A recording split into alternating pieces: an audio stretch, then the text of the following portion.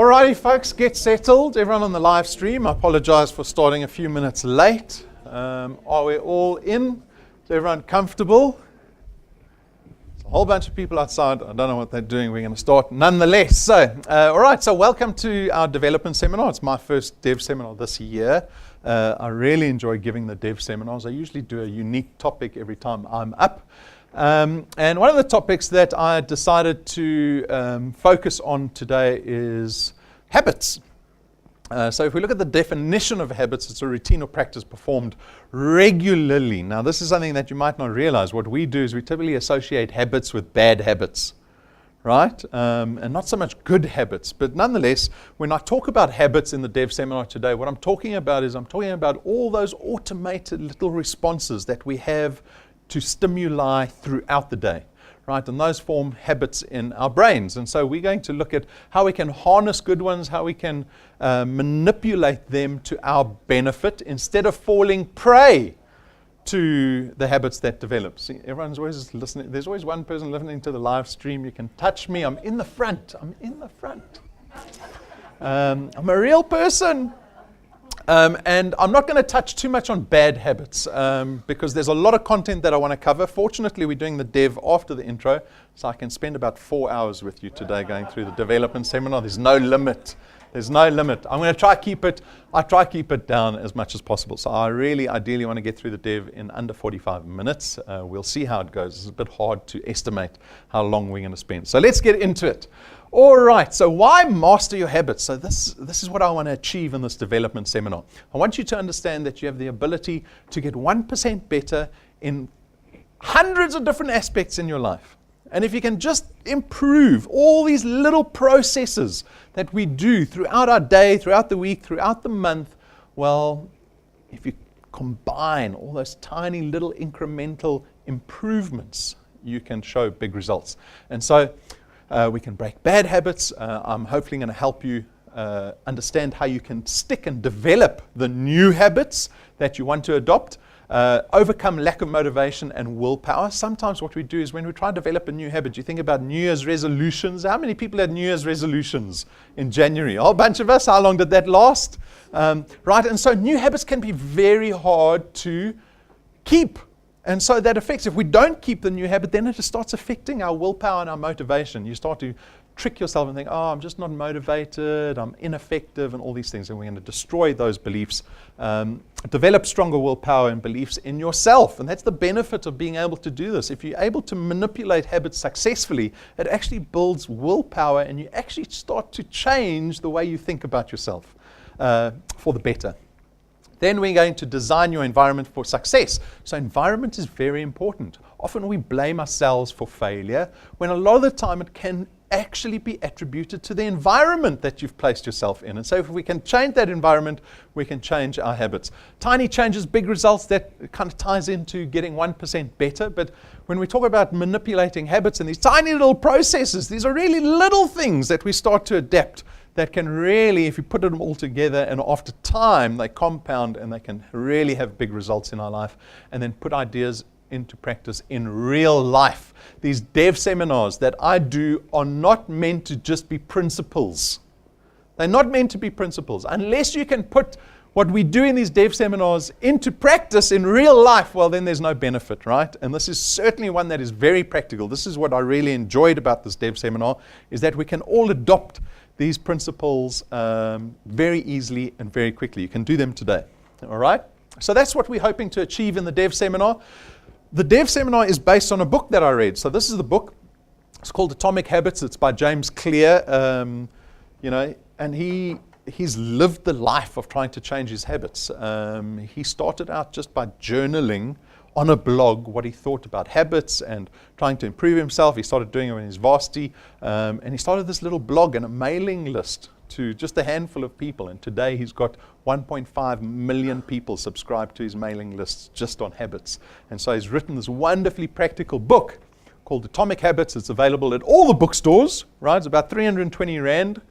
It is a tiny investment into what you can achieve if you just read the book and start adopting some of the principles in the book. All right, so let's start.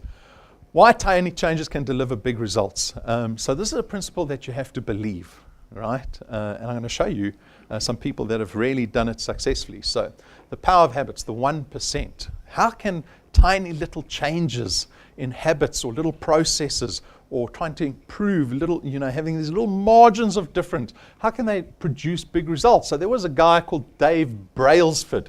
He became the sports director for British Cycling.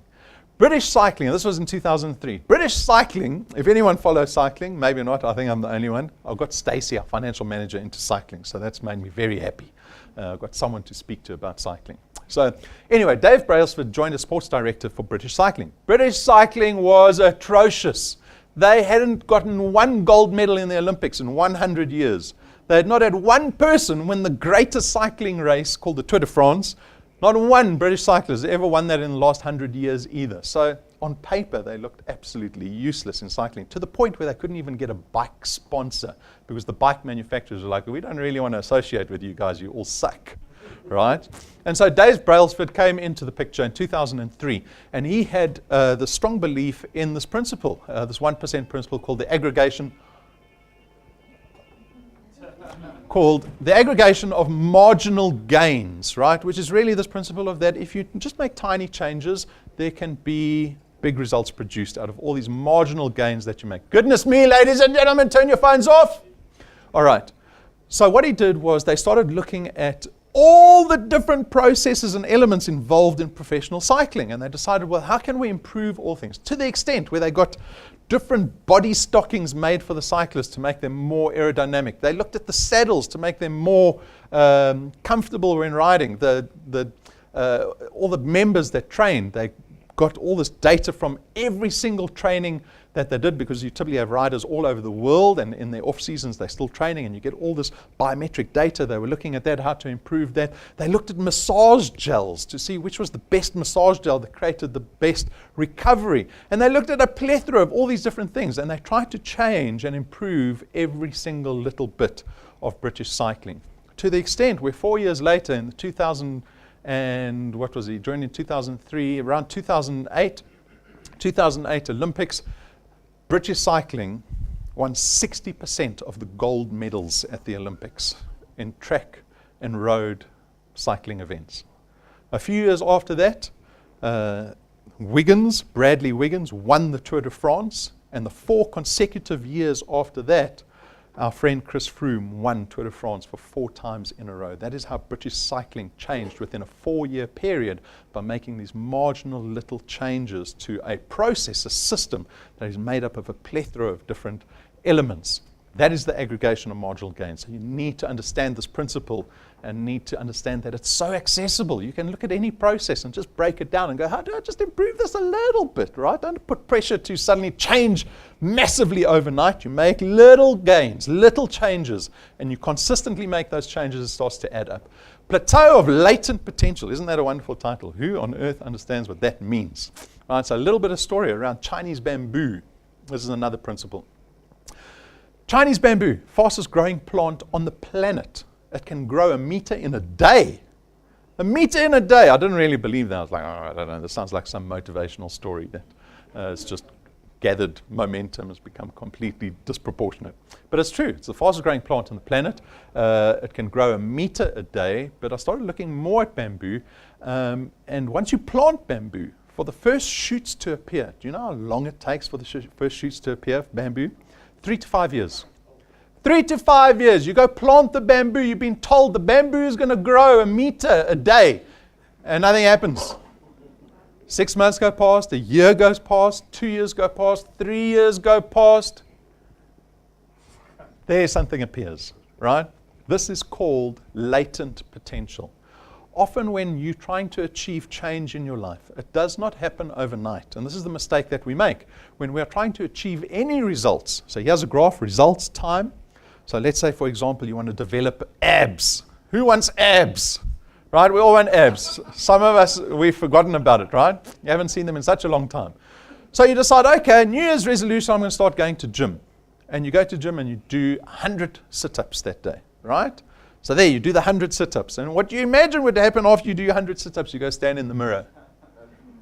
And you look, and you go, no, I don't seem to see anything. We expect to see something, right? And you're looking like, geez, like, where are these 100 push-ups getting me? And the second day you do 100 push-ups, 100 sit-ups again, and you're looking in the mirror and you think, no, it's the light. I must stand further away from the light, closer to the light, right? What's going on? And so this is the expectation that we have in any process where we are trying to achieve change, is that we expect that if we do something different, well, then we should see the result, right? This change that's happening. But it doesn't happen like that. Because latent potential, what happens is the potential starts building up without being evident. And what really happens in the process is that curve, right? The latent potential stays low. You don't see any of the evidence of the change that you're trying to make.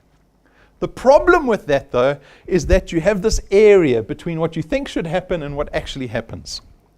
We call it the valley of disappointment. Let me tell you, there are thousands of wealth engineers we have lost in the valley of disappointment because they think, oh, their lives are going to change in the first week or 2 weeks. You know, I put 10 people onto my first point. I only started earning 550 Rand. I thought I was going to be earning much more. That's a mistake we make. But what you've done is you started planting the roots, the bamboo. It needs to propagate first. The bamboo is not doing nothing. You just can't see it, right? And so we mustn't fall prey to the valley of disappointment.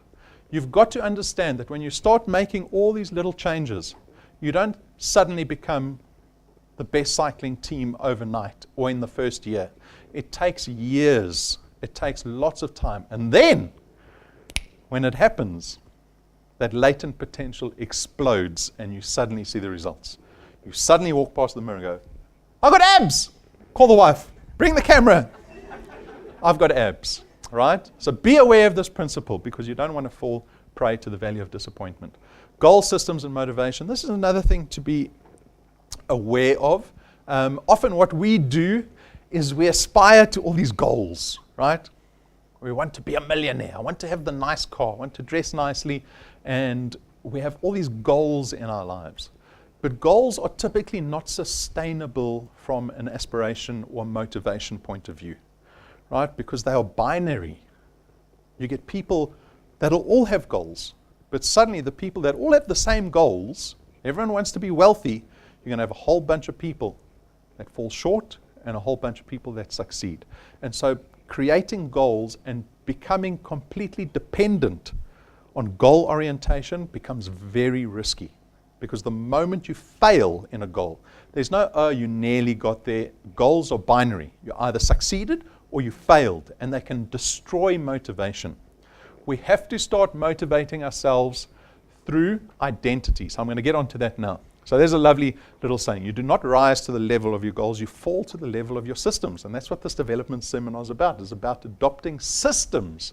Because that's what's going to cause the change. You can have the biggest goal you want unless you have systems that get put into place, change that gets put into place, good habits that get put into place. Those goals are just going to remain goals forever. And so when we talk about motivation, this is often what we do. Like I said, we always become aspirant on the outcomes. Like I said, the car or the money, the way you dress, the size of the house that you have, right? And what follows the outcomes is the processes. This is the habits that you want to adopt. And then what actually happens is that if you do achieve these things, your identity changes. But the motivation is the wrong way around. You have to be motivated by identity first, not by outcomes first. Because what happens when you get the car? Then what? Then do you have to suddenly make a bigger car to aspire towards? You've got to keep chasing these outcomes, these outcomes, these outcomes. If we swap them around, and you become motivated by identity. Now, what does that mean? It means you become motivated by the person that you want to become. So if I say to you, what are your biggest aspirations in life? Oh no, I want a Ferrari. That's fairly superficial, right? My father always used to say to me, there's more fun in shopping for the Porsche than owning the Porsche. Right? I'll get onto that a little bit later. Try think about the person you want to become. Right? So you might say, well, I want to become a wealthy person and buy the Ferrari.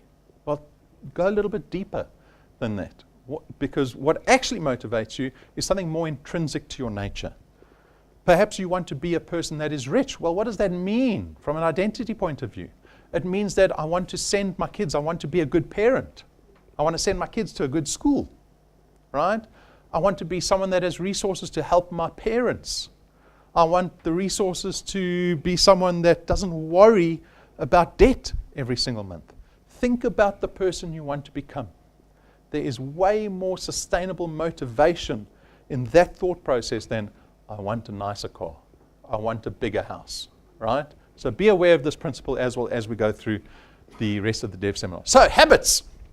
How do we develop habits? So habits are basically broken down into this habit loop. We've got cue, craving, response, reward, right? The first two are the problem phase. So we are presented with stimuli constantly throughout the day, right? And then your brain has to figure out whether to respond to the stimulation, right? So imagine seeing a bar of chocolate. That's the cue. You see the chocolate on the counter. You think, my wife must have bought that, but she probably bought it for me. Should I eat it, right? The craving is your brain saying, if you eat that chocolate, it's going to be great, all right? You then have to decide on a response. The response is, well, do I eat the chocolate or don't I eat the chocolate? And if you eat the chocolate, you know you get a reward, right? The reward is attached to the craving. Your brain knows that if you eat the chocolate, you're going to get a reward. You feel good because the chocolate gives you all the sugar, it gives you the rush, it makes you feel nice, right? So this habit loop is what we're going to manipulate in this dev seminar. We're going to see how do we change this habit loop to our own benefit. All right. So to make better habits in these 4 easy steps, we're going to manipulate each one of these. On the cue, you want to make the cue more obvious. The more obvious you make a good cue, the more likely you are to be stimulated by whatever it is. So if it's, let's say, for example, so perhaps the example is, you want to take better notes in the dev seminar. I'm looking around people who are making notes. Not judging, just a little disappointed. Make it obvious, right? So if the cue is, well, if the habit that you want to develop is I want to take notes in the dev seminar, make it obvious. Leave your notepad in your car on a Friday night. Then when you're in the car, coming to the dev or going to the live stream, you've got your notepad there. The cue is obvious to make the notes. The craving, what are we going to do with the craving? We're going to make the craving more attractive. So how do you make it more attractive? We'll go into how you make cravings more attractive.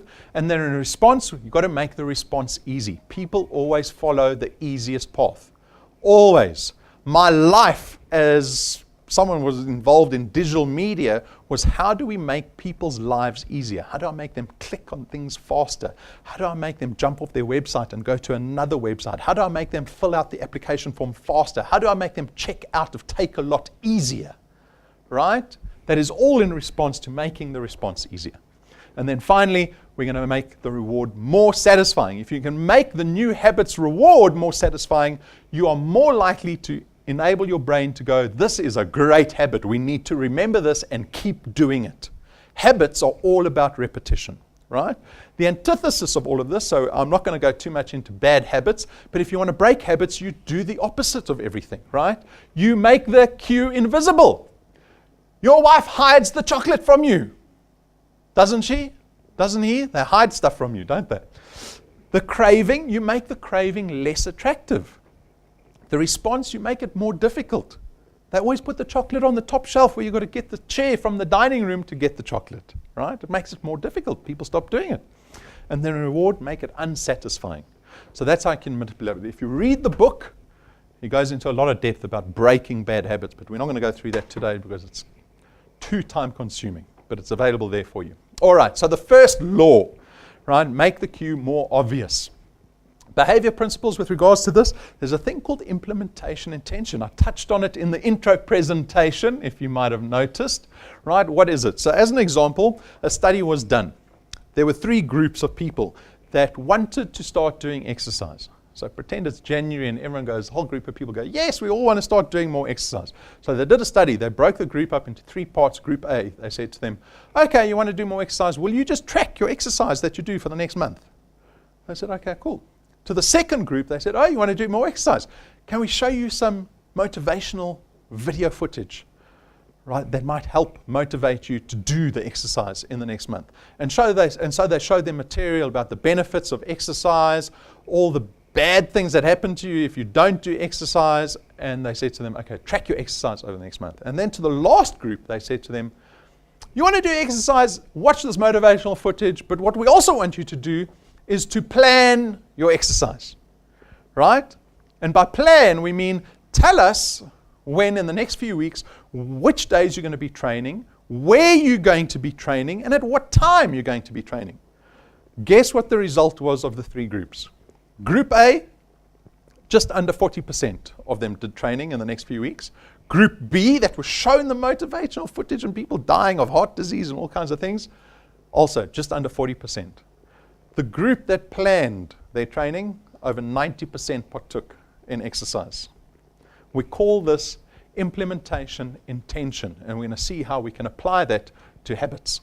The second principle is the Diderot effect. So there's Denis Diderot. He's a French philosopher, I think from the 1700s. He didn't have a lot of money, all right? Didn't have a lot of money, but was fairly well known. His daughter was getting married, and he couldn't pay for his daughter's wedding.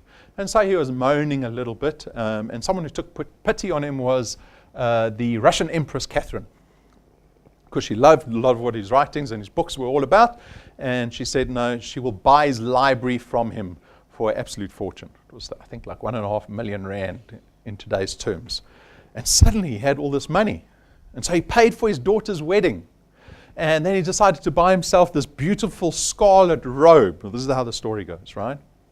And then he thought to himself, I've got this beautiful scarlet robe, but I live in not such great environment. So I'm going to buy myself a new bed. And then he bought himself a few more clothes. And he thought, oh no, the chair in the bedroom needs to be replaced because that's a rubbish-looking chair.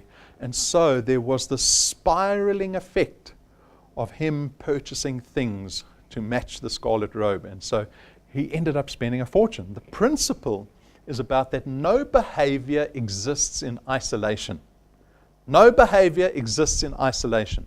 There are always other behaviors attributed to one or other behavior. And so you have this string of behaviors that are all connected to each other, right? When you go to the bathroom, what do you do after you go to the bathroom? No one knows. It's not a trick question. You wash your hands, right?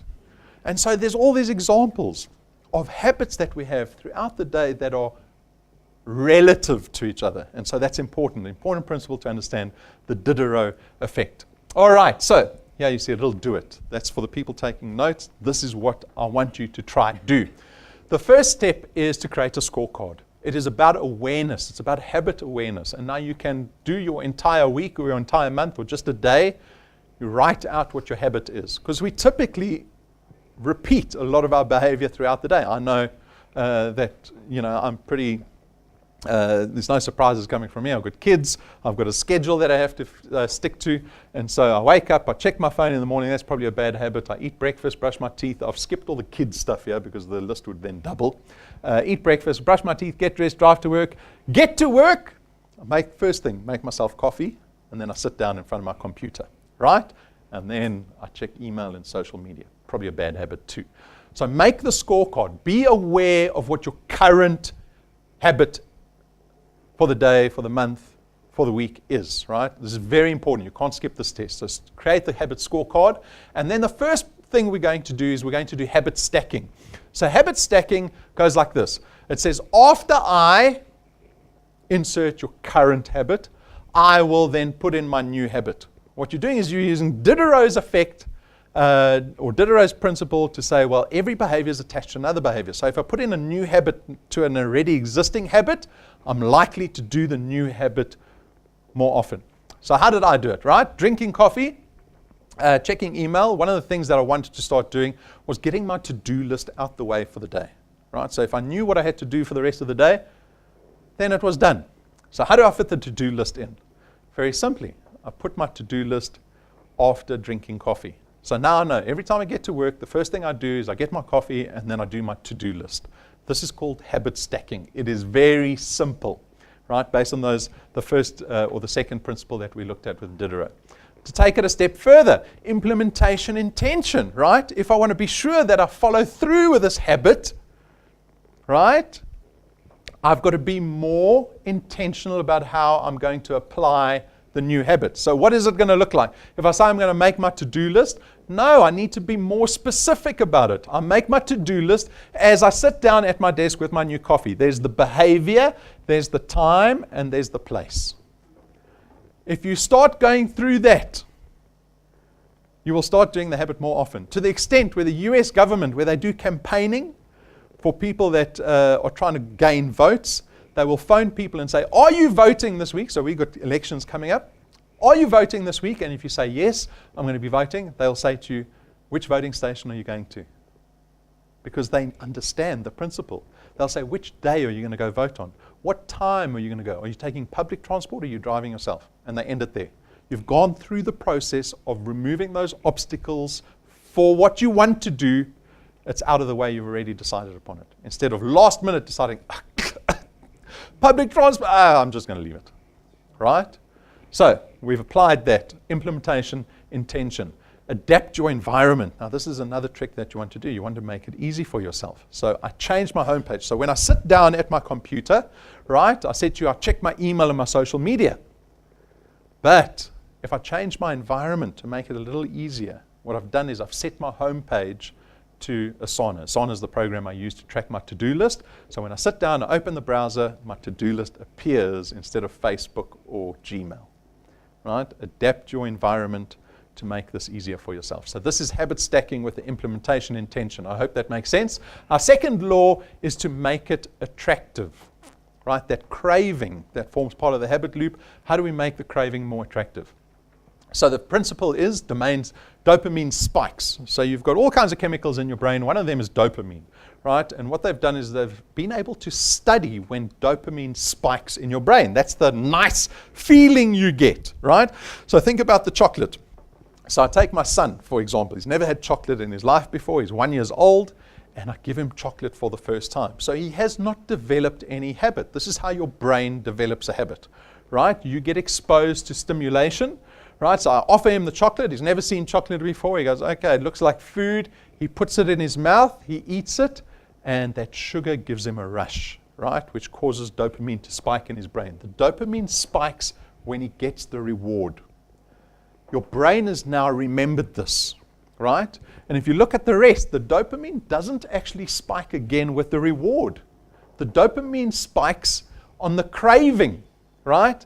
So the next time, this is where the habit is formed. The next time I say to him, there's the cue. The cue is I show my little son the chocolate.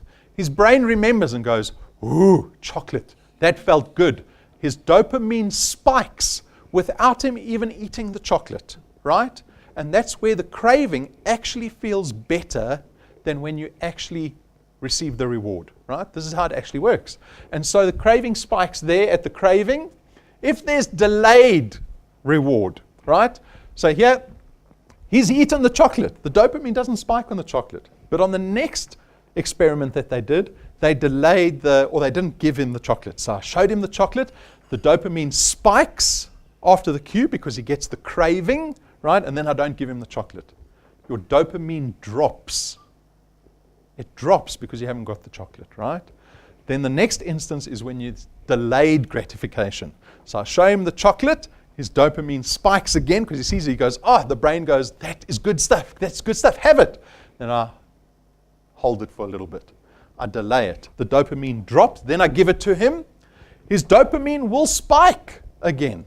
It's your brain's way of telling you, don't wait next time. Just take the chocolate, right? And so the habit gets reinforced. So in awareness of this, we can do what we call temptation bundling. Instead of what we did in the stacking, which is I said, after I have my coffee, I will do my to-do list. You swap them, right? After the habit I need, I will do the habit that I want. I often say to my daughter, I say, you do the things you got to do before you do the things you want to do. Clean your room first, then you can go play, right? It's the same principle. So the existing habit is I want coffee. The new habit, I need to make my day's to-do list. All I do is I swap them around. I say, when I've finished my to-do list, you get to have the coffee. So what's happening is that temptation, the new habit is being bundled with the dopamine spike at the time of craving, right?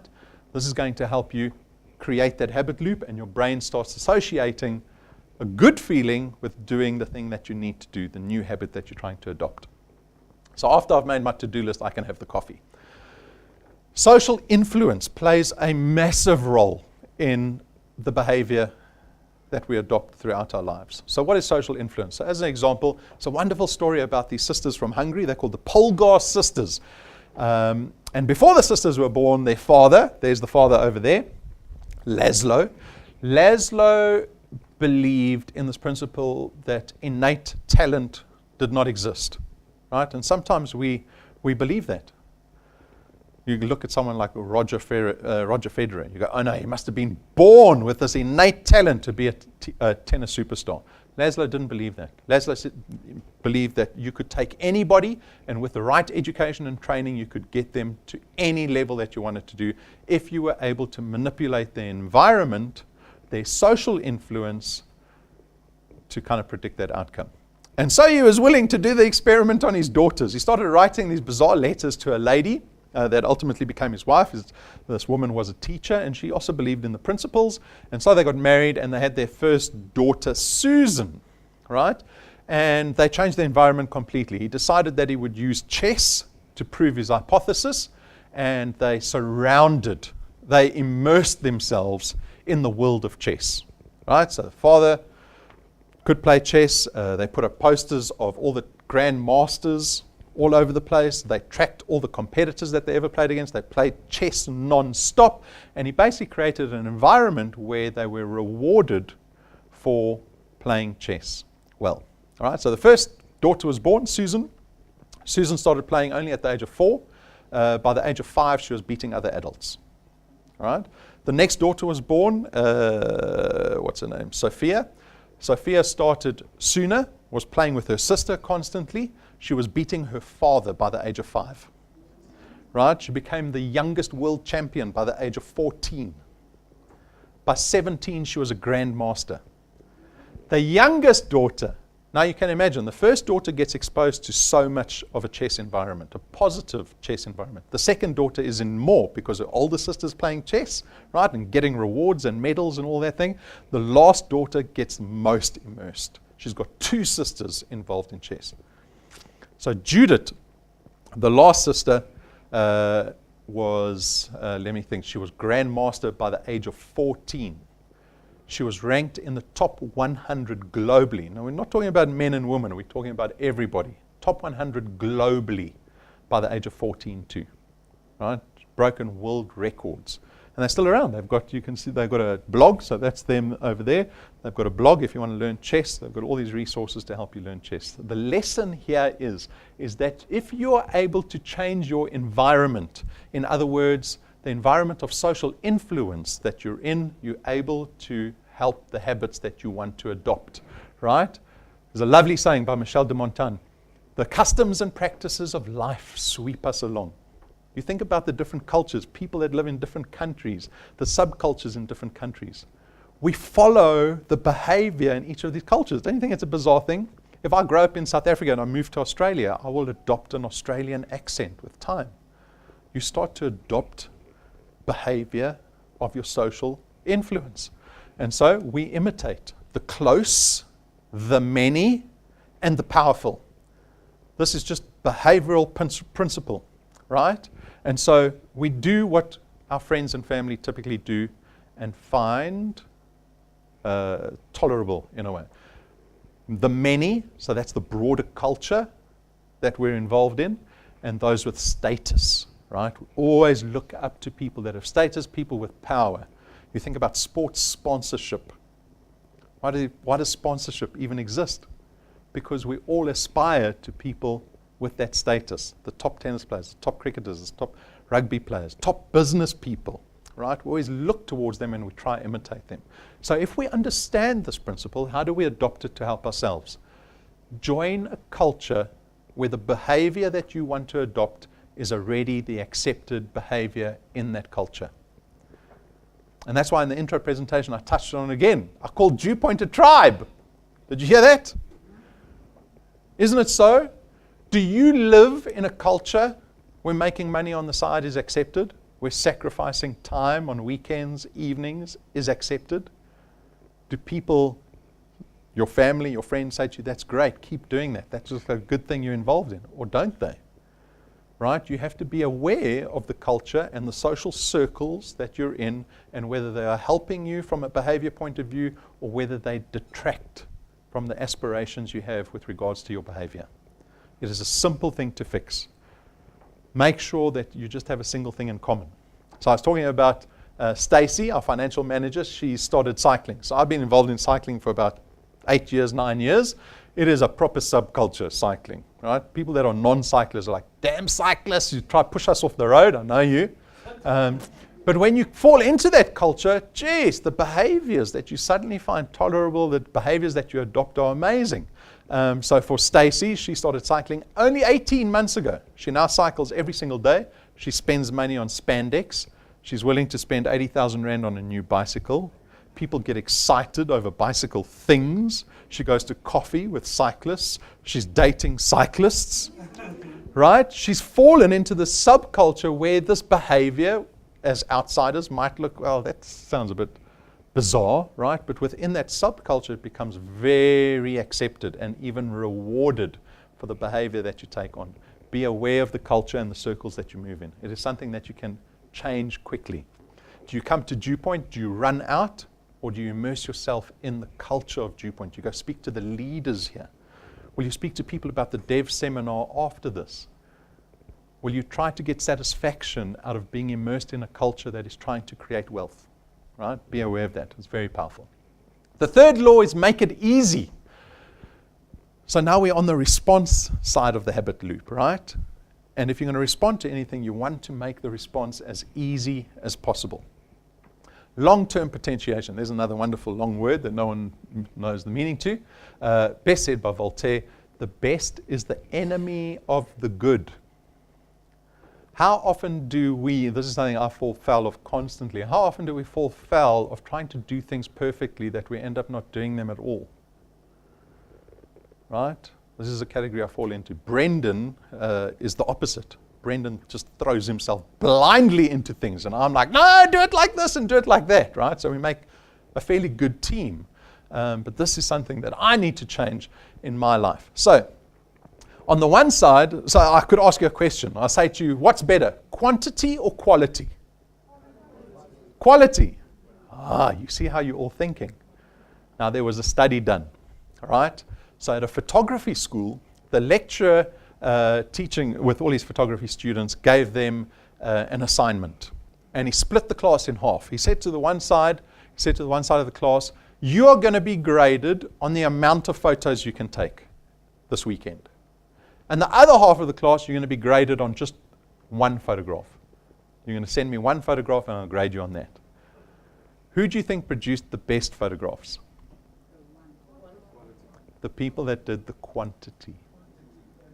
The people that had to focus on quality spent all their time wondering what the best photo would be, right? Because they could only present one photo. And so they took too much time trying to perfect it. They weren't taking photographs, they were thinking about taking photographs. The side of the class that went out and took 100, 200, 300 photographs, out of the 300, they could present a photo that was better than the other side of the class. And photography is something that I've been involved in for a very long time. A professional photographer will take about 100 to 200 photos to deliver one. And so when we look at having to weigh up quantity versus quality, repetition versus perfection, action versus planning, high failure rate versus low failure rate, you have to ask yourself, why am I motivated by this side instead of that side? Because it's not a binary choice. We make the mistake of thinking, it's got to be quality. It's not a binary choice. What happens is all you have to do is precede the left with the right. Do the repetition. Speak to as many people as you get. The more practice you have, the more times you repeat it, the more you make it into a habit, the closer you will get to quality, the closer you'll get to perfection. You will start to lower your failure rate. If you are scared of failing, you will never adopt the process of repetition and you will never actually get better. So be aware of this. So how do we implement this? By quantity, repeating things over and over and over again, prospecting people, right? How many of us are scared to make that first phone call to somebody? What am I going to say? Just throw yourself into it. There are millions of people in South Africa. You're not going to run out of people. Use people to make the mistakes. That high failure rate will start to reduce and become a low failure rate, but only through repetition. Hebb's law. Neurons that fire together wire together. It is only through repetition that your brain starts to develop in certain parts to make you better at something. So don't be scared of quality. I mean, we talk about quality all the time. Quality has to be an end aspiration, right? But you have to go through all the repetition to make sure it happens. Law of least effort. So another interesting story, Japan in the 70s, the factories decided to adopt this principle where they were going to try declutter their factories to make them more efficient, to the extent where they wouldn't even want their workers to turn around to pick up a tool. They wanted everything in front of factory workers, right, to make them as efficient as possible. The result of that was, in a study of TV manufacturing, Japan was producing TVs 4 times faster than US factories. In terms of servicing the TVs afterwards, US TVs had to be serviced 5 times more than Japanese TVs. See the picture? This guy's assembling 3 engines at the same time. He doesn't have 1 set of tools. He's got 3 sets of tools in front of him to assemble 3 of them all at the same time. So he doesn't even have to pull 1 set of tools a foot. That's to the extent where they've adapted these Japanese factories to make them as efficient as possible. So we have this law of least effort. You need to prime your environment to ensure that the response that you have to give to a habit is as easy as possible. When I sit down, I've got my pen and my notepad with me. It doesn't become an afterthought. It is in the car. Or if you like eating chocolate and you want to eat more chocolate, the chocolate is there in the fridge waiting for you, right? The law of least effort is going to help you develop your habits. 2-minute rule. So this is to avoid demotivation. When you start out implementing a new habit, I want you to limit it as much as possible. Often we have these grand schemes of what we want to do. I'm going to phone, brand new wealth engineer, I saw that 365 challenge. I'm going to phone 300 people this week. Right? You're going to kill yourself in the process. It's like the person running Comrades Marathon. I want to be in the front of the race. You're going to last for 500 meters. All right? Limit it. At the beginning, limit it. Because what you're trying to do is you're trying to make your response easy. If your brain says to you, "Jeepers, this is hard," your brain's going to go, "Don't do it next time." If your brain goes, "Oh, that wasn't so hard," if you just say to yourself, "Okay, the first time I start implementing these habits," so in this dev seminar, if it's the first time you're taking notes, I'm going to say to you, don't take any notes. At the end, when we get to the last slide, I want you just to make 1 note of what made the most impression on you or 1 lesson you want to take from the dev. And that's the only note you have to make. Then your brain goes, "Geez, making notes in the dev's easy. We'll do it again next time." Right? So this is the principle. Limit it to 2 minutes. So that's just an example. Standardize before you optimize. That talks about the repetition. You've got to create the habit. The habit is only created through repetition before you can start focusing on quality. Right? Perfection. Low failure rate. You have to standardize before you optimize and then give up when the going is good. If you've maybe contacted 5 people and all 5 people at the beginning of the day have said to you, "Yes, I'm coming to the dev seminar," and you plan to speak to 10 people that day, stop at 5. Why? Because it's going to tell your brain, "Damn, prospecting is fun. We're just smashing it out the park." But if you phone the next 5 people, odds are 4 of them are going to say no to you. Then what does the brain do? It moderates the response and goes, prospecting's okay. Right? We're trying to manipulate the habits. And then lastly, one-time actions. These are easy things to do. So one-time actions are kind of decisions that you can make. They're sometimes called commitment devices. It's one decision that you make that forces you into a habit. So for example, if you want to save money, so like we decided last year, cancel DSTV. It's one decision, you phone them up, cancel the debit order, suddenly I'm saving myself 1,000 Rand a month. Right? Easy. It was one decision.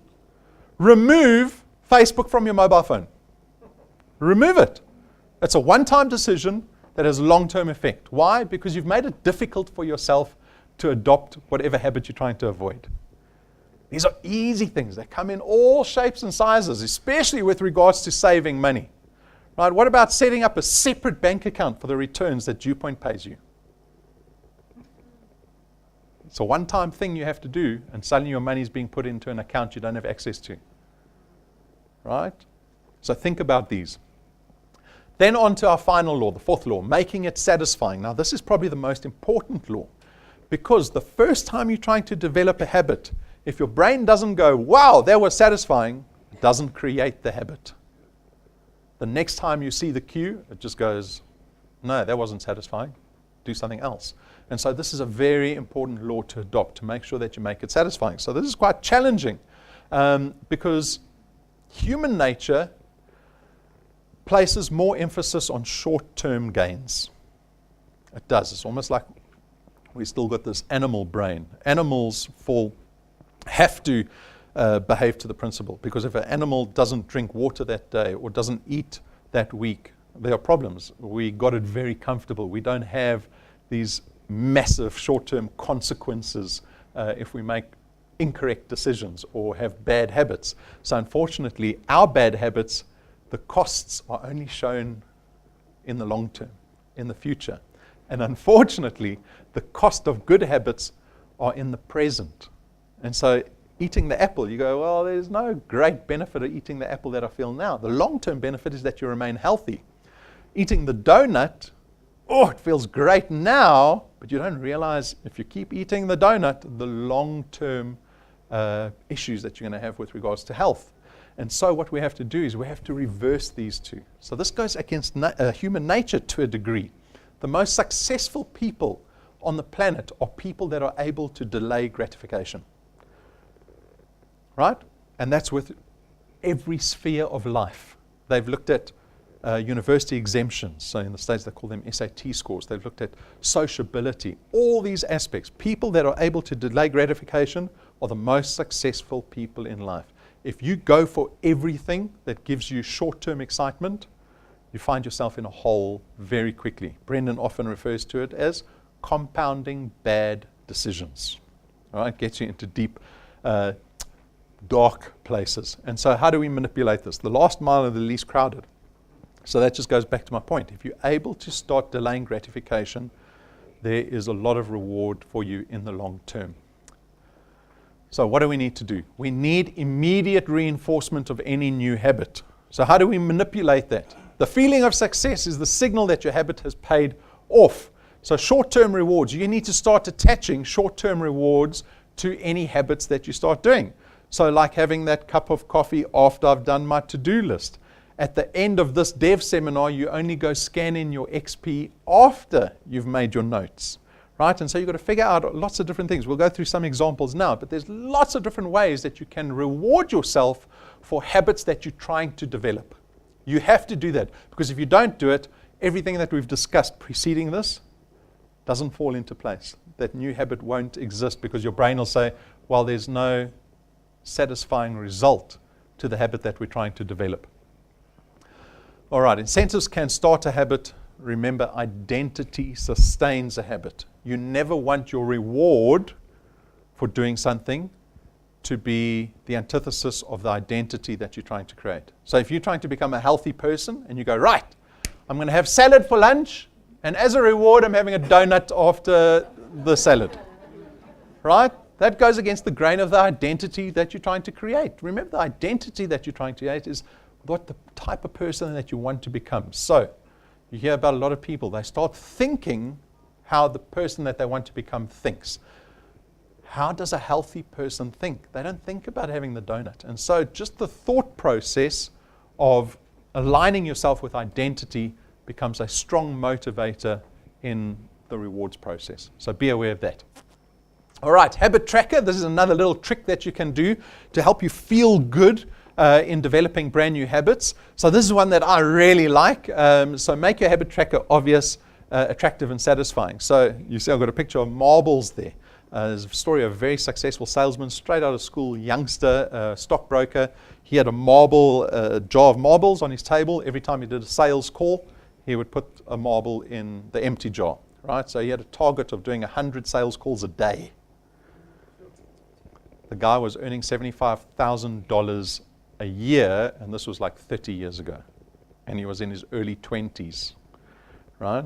Because the visceral reward that you get to see the marbles going. I don't know if anyone plays online games. Any of you play games on your cell phone? They are awesome at that type of stuff, right? Any progress. Who watches the download? You're copying something to a USB stick, or you're downloading something and you watch that progress bar, right? That is visceral stimulation that you're getting out of something that's going to turn into a result, right?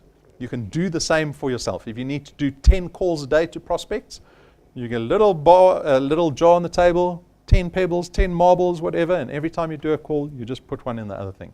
You've got this constant affirmation of things happening, of progress, right? So it becomes attractive, and then a satisfying result of when you see all the marbles have been placed into the other jar. Easy trick, simple trick. Your second account, you create a second account for due point returns, and you see that balance growing, growing, growing. And you say to yourself, when it gets to 100,000, I take the family on a holiday. Right? It's important to make the end result as attractive as possible. Never miss twice. So if you start developing a habit, you're allowed to miss once. We're all human. We're not perfect. Expect curveballs in life, right? That'll take you off track of a new habit. But a rule is don't miss twice. So if you spend a day where you can't do any prospecting and you've tasked yourself with prospecting once a day, you miss the one day, make sure you get back onto that horse as quickly as possible. Right? So you see the line of dominoes. You take 2 dominoes out the line, that's going to break the habit. So another very quick, easy little trick to make sure that you keep going through. So that's the 4 laws. So let's recap. Make it obvious. Create the habit scorecard. Implementation intentions. Habit stacking. Adapt your environment. Then make it attractive. Right? Make that cue attractive. Temptation bundling it. Put that habit next to another habit that is nice, but do it before the nice habit. Adapt or adopt the right culture. Be aware of your culture. And how can I quickly just start mixing in circles where people are all about get rid of your debt. Start making money, right? You can enjoy investor clubs. You get groups of friends that create investor clubs. Get involved with people. Yeah, Dew Point. Speak to the people. Don't just disappear. Mix with the culture that you want to adopt. Then make it easy. So you want to make your response easy. The 2-minute rule, one-time actions, just make the response easy so that your brain goes, oh, this is easy. Let's keep doing it. And then make the results satisfying. So immediate reinforcement. So what reward can you attach to that habit? Habit tracker, so something visceral that shows you your progress, and then eventually when you reach that progress, you give yourself the reward, and then never miss it twice, because if you miss it twice, then it becomes harder to pick up. All right, so that's the recap on all of those. How do we create wealth out of all these habits? So these are all great principles and little tricks that we've learned. If we look at the Dew Point system, what I often do is I expand the Dew Point system in all these processes. So this is still a distilled version of the Dew Point system. We've got prospecting, connecting, and duplicating. That's your activity. This is your journey as a Dew Point wealth engineer. These are the processes that you're engaged in, right? In prospecting, you're making lists, you're pitching, and you're following up. When you connect people, you're inviting them to watch an intro presentation. You're showing them the intro presentation, and hopefully they're going to sign up. And then duplicating. You need to be learning to duplicate. You need to be leading. Right? You need to lead by example if you want to duplicate, and you need to be able to teach. All right. So, in looking at those things, what are the different ways? So, getting started with regards to manipulating your habits, start with identity-based motivation. Right? So, this is just a recap on what we were talking about. I want to be someone who doesn't have to worry about money. That might be an aspiration of yours. It's not that I want to own the car. Yes, I want to own the car, but the car is an outcome of the person that I want to become, right? I want to be able to give my children a good education. I want to be a generous person. I can't be generous if I'm worrying about money every single month, right? And so think about, and this is something we can all do this weekend, think about the person you want to become. Because you'll start attaching behavior to that, and that's what needs to motivate you. Step 2, create your habit scorecard. Create the scorecard. What are you doing every single day? I get up, I have breakfast, I confirm my prospects for Saturday morning, I get dressed, I drive to Dew Point, I meet the prospects for the intro, I chat to them afterwards, I then scan my attendance for XP, I attend the dev seminar, and I chat to wealth engineers after the dev seminar. That's typically what I do. But now I want to adopt a new habit. I want to start taking notes, for example. How do I get more benefit out of the development seminars? That's what I want to aspire to, right? So I'm already in this process of, this is the person I want to be. What is the process? Well, I need to start getting more benefit out of these dev seminars. I can't just come to the dev seminar and then I forget about it in a week's time. How do I actually start gaining more benefit from the dev seminars? So I go, okay, well, I need to start taking notes, right? But we need to be more intentional about the note-taking and the implementation. So I take notes, implement learnings from the dev seminar. That's the new habit. Step 4 is to use all the tricks that we've learned to manipulate that habit to make it more permanent. So I make notes during the seminar, and I write the lessons that I want to implement on which day. So I can apply the 2-minute rule, the habit stacking. I can say I make the notes, then I'll have coffee, then I'll scan my XP. I'll make only one note out of the dev seminar. I don't want to make it too onerous. So I decide only at the end of the presentation will I write down one thing in my notebook. And the one thing I take away is I'm going to try habit stacking, for example. It doesn't mean you can't come back to the dev and start doing more and more and more, but you want to start off easy. Limit note-taking, so I've spoken about that, and chat to leaders. Immerse yourself into the culture. When other people are talking to you about, Dew Point paid me this much this month, and I paid for my kids' school fees, and they pay for my helper, and they pay for this, and they pay for that. That is all motivating to you, right? You're in a culture of behavior that you want to adopt. Examples. So let's run through some examples before we end. So some habits that you might want to adopt with regards to Dew Point. Share Monday morning's video. We all know that Brendan makes a video on Monday mornings, right, that comes out at about lunchtime, where he distills the week for you. He'll say to you, so if you go watch Monday morning's video, he would have said to you, we've got the dev on Saturday, we've got the Durban encounter coming up, and everyone got paid on Friday, right? And so that sets you up for a whole bunch of different behavior for that week.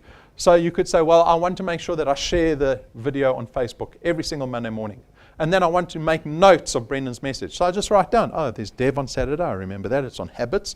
Put that in the diary. Invite a couple of people, right? Schedule tell-all in dev seminars. Planning your diary. So these are all wonderful habits to adopt. Add 5 people onto my prospect list every day. That's just keeping your list populated. You don't want to run out of your list, right? So that might be a habit that you do. Apply all the things we've spoken to about trying to get these new habits formed in your brain. That's where they formed. Block out, what was that last one? Block out Saturday mornings to prospect. So you might go, well, Saturday mornings are Dew Point mornings. How does that become a habit? How do you start adopting that? Connect at least one prospect into the intro every day. So how do I get one person every day to watch the intro?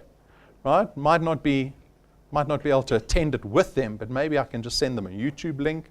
At least I'm setting one a day. That's 365 people that you get to show an intro to every single year, right? That's going to take effect. Call my first pointers every week. That's me trying to duplicate. Guys, do you know it's dev on Saturday? Who's coming to dev on Saturday? Do you want to come to my house? We'll stream it, right? Start building that in as a habit. Try a few different pitches. When you're speaking to brand new people, you can try different pitches. Don't make the mistake of going, I have to deliver the perfect pitch. Before I make this phone call, I've just got to do this perfectly. I don't want to be rejected. Don't adopt that attitude. Go, I don't care if I make mistakes. There's so many people, this person's one on the list. I'm just going to say what I feel, and let's see what happens. And you do that 10 times in a day. You go, geez, that didn't work. That did work. That worked. That worked. You become better with the repetition. Don't try to be perfect. Try to learn. Try a few different pitches. Follow up with first pointers until they're qualified. So that's your ultimate goal, is to get the people that you bring into your business qualified, right? So as a habit, I must make sure that I keep following up, right? Because for them, you're the cue to Dew Point. If you don't phone your first pointer in a month, they haven't had a single cue from Dew Point in a month. You become the cue to them. because you want to get them qualified. And so if I keep following up with them, right, you don't want to pester them. If they tell you to bugger off, you don't phone them again. But if they're engaged in the business and they want to make money, you keep in contact. You know, it's Dev Seminar. Did you see Brendan's video? Blah, blah, blah, blah, blah. It's your opportunity to be the cue to develop a habit for them so that they become qualified and you start earning money and develop a bigger channel. Share and tag DewPoint Facebook page daily. So, you know, we make a post on Facebook every single day. Do you make sure that every evening that you go onto Facebook and you share it, right? We've got hundreds of stories of people that are signing people up on Facebook just because of the posts that they're sharing. People see it popping up in your timeline. They go, what the hell's going on with this person? He keeps talking about DewPoint. What is this DewPoint thing? Jeez, there's someone in Mauritius. Let me find out what they're up to. Watch a Dev Seminar once a week. You don't have to wait once a month to watch the Dev Seminar. How many of you are going to watch this Dev Seminar again? You're lying to me again. You're going to watch the Dev Seminar multiple times, right? We cover so much stuff. You can get the book. You can reflect on the book while you watch the Dev Seminar. So maybe task yourself with a habit of, on Sunday nights, I watch one Dev Seminar before the movie on Mnet. Right? I only get to watch the movie on Mnet once I've watched the Dev.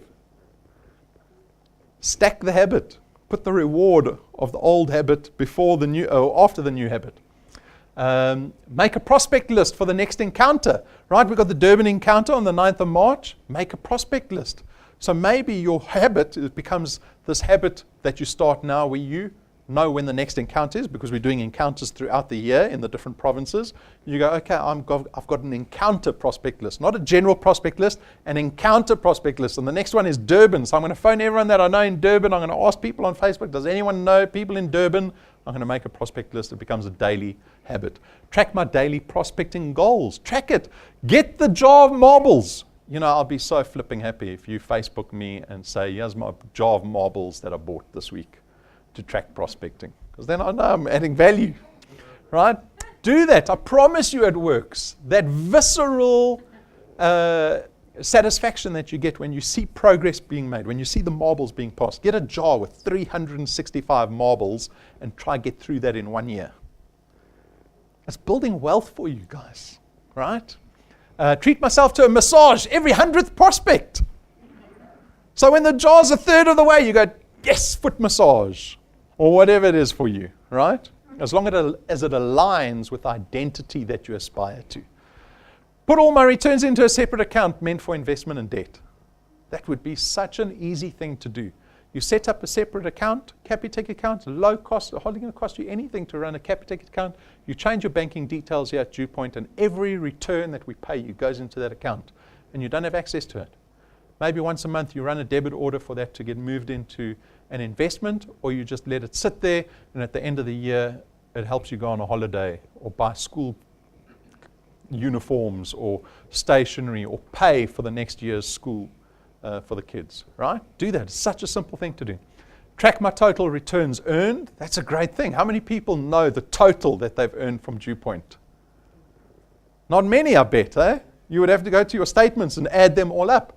Imagine tracking how much you've earned over time, right? With some of our wealth engineers, it's into the millions. When you get to see what you've achieved through the habits, it becomes satisfying in itself. And then treat my family to a holiday when I reach 100,000 Rand in total returns from DewPoint.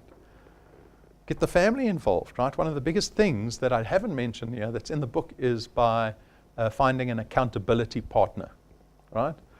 So they do that in a lot of addiction programs where you get assigned to an accountability partner where you have to go speak to someone and say, I didn't prospect this week. And they're like, well, why didn't you prospect this week? So now you have to account to somebody. It keeps that embarrassment almost, that having to, now I've got to go tell Bob I didn't prospect, and he's going to ask me why I didn't prospect, and I've got to tell him I was useless.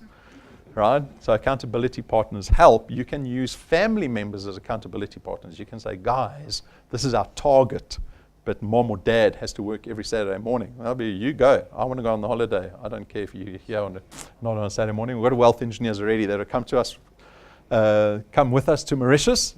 The kids are like, why aren't you doing DewPoint? Mauritius is not going to happen on its own. Right? That's true. Go ask them. So there's 18 examples. There are a plethora of different habits that we can adopt. guys. So I'd love to see some people doing it. You can share that with me. So share it on our Facebook page, right? Send me a message. I'd love to hear from that. Be aware of our YouTube channel. So there's lots of training on the YouTube channel. Subscribe to Facebook as well. Like the page, follow the page. Make sure you've got the mobile app downloaded. Very important. Then we've got merchandise. Like we always say, there's not a profit center for us. This is you immersing yourself in the culture of Dew Point, into this tribe. We don't make money out of the stationery. We designed it because I understand the power of branding and first impressions. When someone comes to me and says, I want to show you a business I'm involved in, and they got nothing, they got the 250 Rand business cards from the street corner, it doesn't work, right? If you've got Dew Point cards, if you've got the pin, if you've got a pen and a notepad, they go, this person believes in their business. So I'll listen to them because I think they're being sincere with me, right? Stationery plays a part, merchandise plays a part to this. Straightforward, and we can send it anywhere to the country. And then the reminder again of the Durban encounter. Guys, leverage this stuff, I promise you. We go down to Durban once a year to do this business encounter. It's 3 hours that we spend with prospects, right? It'll help you build your business in another province. So leverage it, take advantage of it. Rob's time is for free. If I was at my agency, I'd be charging you 1,500 Rand an hour for my time. And that was 5 years ago. Now you're getting it for free. Right? So use this. And then be aware that the next encounter is going to be announced. I think it's Nelspruit or Bloemfontein. Be aware of it and start making that list. And then just a reminder for the Wealth Quest this month. Who's doing this Wealth Quest? Who wants a free Apple iPhone? Do I have to throw the phone at you? The cash. Just take the cash. Right? It's available for everybody. You only had to connect 3 people this month, for goodness sake. Right? Guys, get stuck into this stuff. Get stuck into this stuff. All right? So be aware. The next Wealth Quest is going to be announced on the 1st of March. So what's that? Next week Thursday or next week Wednesday? Is it Friday? No. So on Friday, just be aware that new Wealth Quest is going to come out. Use the whole month. Be aware of it. Tell your first pointers. Tell your whole channel. Here's the Wealth Quest. WhatsApp it to them. Make a plan. Be intentional. Don't go, oh, I wish I had the Apple iPhone. Say, no, I'm going to increase the amount of people I speak to every day. That means on Monday morning, I'm not phoning 5, I'm phoning 15. Before I start work, at 8 o'clock in the morning, at my office desk, that's when I'm doing it. Before I get to have coffee. Right? Use these things. These are not stupid tricks. Well, they are stupid tricks, but they work. They work because people are using them, right? So get stuck in. Guys, thank you so much. How long did we take? About an hour. Just over an hour. All right. So who wants the book? You almost forgot about the giveaway. So I was saying to Stacy, ooh, I'm going to make that book giveaway difficult. And make it difficult. I'm only going to give it to people who sat in the front row. There's a lesson in that, isn't there? So who would like the book again? Should I make you answer a question? Okay. Name, I'm looking at you, name any of the tricks that we mentioned today. Shh. Any of them. Just one. Say that again? No. Any trick. You must change your behavior. And you must change your habits. So whatever you reverse it. You reverse your habits. So Which habit do you reverse? so you have, instead of Do I have to do the dev again? instead of having coffee first, First row is too vague.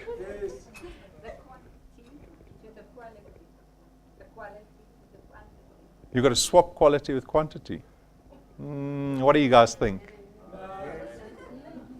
Quantity to quality. Quantity to quality. You've got to work from quantity to quality. Okay, there you go. Thank you, guys. Have a good weekend.